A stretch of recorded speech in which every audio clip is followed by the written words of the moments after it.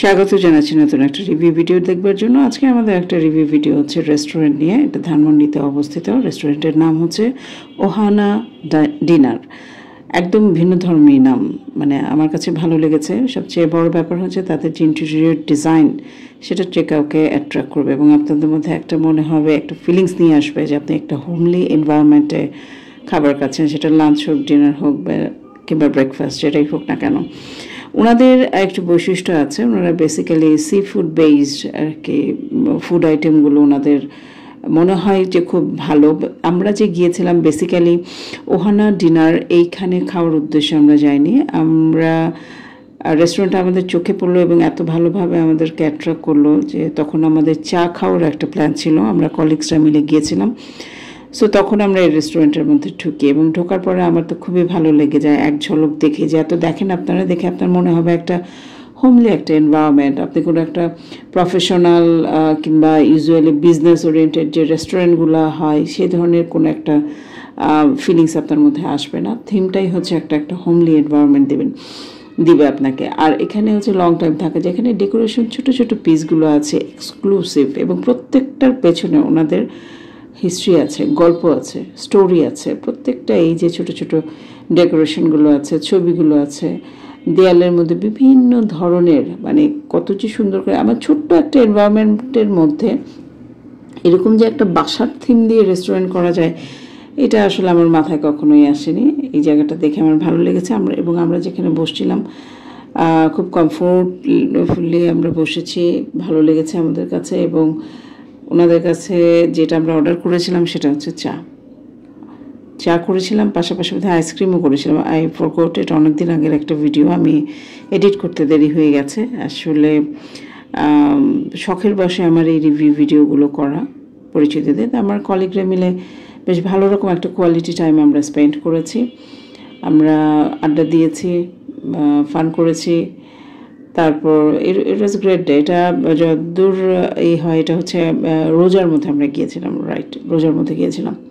তো স্বাভাবিকভাবে ইফতারের পরে রেস্টুরেন্টগুলো কিন্তু খুব রাশ থাকে না, খালি থাকে। আমি ওহানা ডিনার ওনাদের রেস্টুরেন্টের অ্যাড্রেসটা বলে দিচ্ছি যাতে করে আপনারা খুব সহজে যেতে পারেন। প্লাস হচ্ছে আমি ডেসক্রিপশন বক্সেও ওনাদের অ্যাড্রেসটা আমি লিখে দিব, ফোন নাম্বারটাও লিখে দেবো। আপনারা আমার ধারাভাষ্য থেকেও তাদের অ্যাড্রেসটা নোট করে রাখতে পারেন।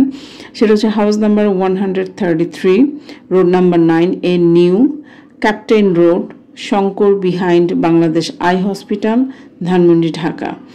বাংলাদেশ আই হসপিটালের ঠিক পেছনের দিকটাতে, বাংলাদেশ আই হসপিটালের পাশেই ছোট একটা চিকন একটা গলি আছে, জাস্ট ওটা দিয়ে গেলেই, সামনে গেলেই আপনারা এই রেস্টুরেন্টটা পাবেন। এবং ওনাদের ফোন নাম্বার হচ্ছে 018802000570। আমরা আসলে সাডেনলি গিয়েছিলাম, উইদাউট এনি প্ল্যান বা শিডিউল, বুকিং কোনো সিস্টেম ওনাদের আছে কিনা এটা আমার জানা নেই। তবে আপনাদের যদি চান, আমি যেহেতু ফোন নাম্বারটা আমরা মেনশন করেই দিব, সো আপনারা কিন্তু ফোন করেও যেতে পারেন। ওনাদের মেনুগুলো দেখলে একটা লোভনীয় ব্যাপার, একটা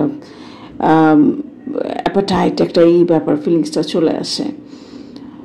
তো ভালো, মোটামুটি ভাবে আমি যতদূর দেখলাম অল্প একটু জায়গার মধ্যে অর্গানাইজড হইতে, এবং যারা এটা গুছিয়েছে বা যে ওনার, তার ডেফিনেটলি কোনো ইন্টারন্যাশনাল এক্সপিরিয়েন্স থাকলেও থাকতে পারে, যেটার কনসেপ্টটাকে উনি মাথায় রেখে করেছেন। কারণ এটা গতানুগতিক বা অন্যান্য রেস্টুরেন্টের মতো না, অন্যভাবে ডেকোরেশন করা।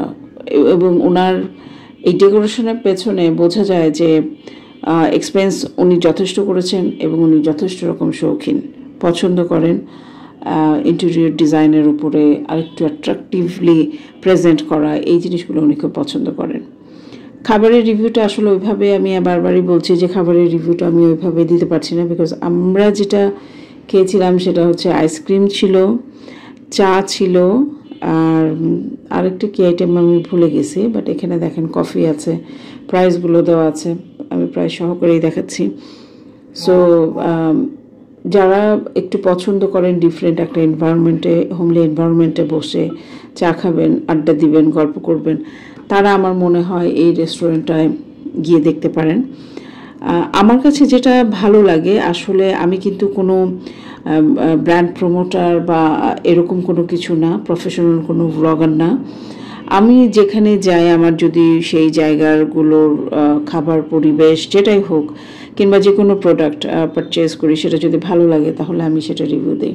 দেখেন দূর থেকে কতটা সুন্দর লাগছে। হ্যাঁ, এই যে কফি চলে এসছে, একটা কফি অর্ডার দেওয়া হয়েছিল। আসলে আমরা ইফতারের পরপরই গিয়েছিলাম, যার জন্য অন্য কোনো ফুড আইটেমগুলো আমরা এক্সপিরিয়েন্স করতে পারিনি। সবাই আমরা মোটামুটিভাবে ফুল প্যাকড ছিলাম। ইফতারি বুঝতেই পারেন, ইফতারি পার্টিতে যেটা হয়। তো আমরা আইসক্রিম অর্ডার করেছিলাম। তাদের প্রেজেন্টেশনটা দেখেন, খুবই চমৎকার। আমি প্রত্যেকটা আইটেমেরই ভিডিও করেছি, আলাদা আলাদা করে ভিডিও করে দেখিয়েছি, বিকজ আইটেম আমরা কম নিয়েছিলাম। যতটুকু নিয়েছিলাম আমি প্রত্যেকটার ভিডিও করেছি। আর আমাদের মেইন উদ্দেশ্য ছিল বেসিক্যালি চা খাওয়া। ইফতারির পরে চা যারা পছন্দ করে, টি অ্যাডিক্টেড, তারা কিন্তু দেখা যায় যে চা না খেলে নানান ধরনের সাইড এফেক্ট শুরু হয়ে যায়। তো চা আমাদের চলে এসছে এবং আমরা খুব ফান করছিলাম।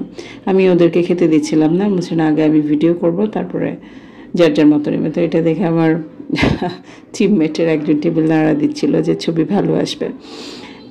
ইট ওয়াজ গ্রেট ফান, খুব সুন্দর মুহূর্ত, খুব সুন্দর দিন ছিল। এবং রেস্টুরেন্টের ব্যাপারে বলবো, it's an aesthetic sea food place in town. So আপনারা রেস্টুরেন্টটা ভিজিট করতে পারেন, আপনাদের ভালো লাগবে আশা করি। ধন্যবাদ সবাইকে।